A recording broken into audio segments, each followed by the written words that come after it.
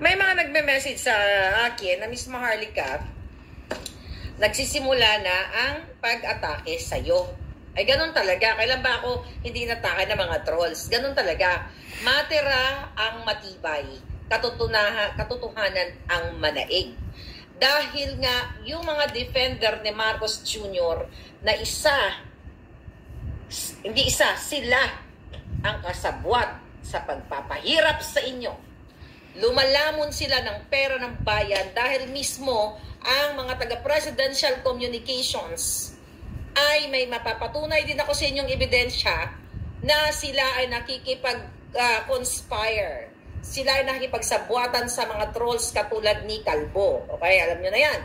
I have evidence in my phone, kaya lang, kailangan hindi mapahamak yung nagbigay sa atin. Pero gusto ko lang isabihin sa inyo na huwag ninyo tayong sinusubok-subukan.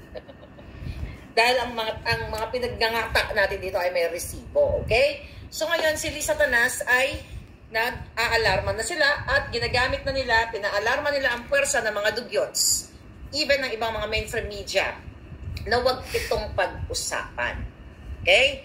Huwag itong pag-usapan ang ating in-expose sa inyo na mga papel di pulburon. Alright? Kumusta na kayo mga itan? Mga kababayan, may nagtanong sa akin, Miss Maharlika, bakit mo tinakpan? Bakit ka may tinakpan dito? Palabas mo nga dyan. Okay.